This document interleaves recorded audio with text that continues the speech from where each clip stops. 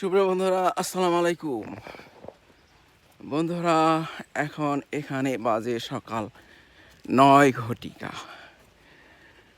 বন্ধুরা, ভারত যে উৎপাত শুরু করছে, ভারতের উৎপাতে বাংলাদেশ শেষ হয়ে গেছিল।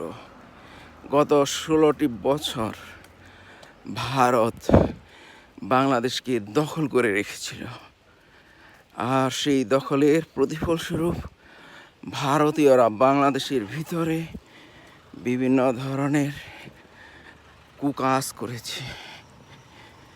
এটা বাংলাদেশের মানুষ বুঝে গেছে।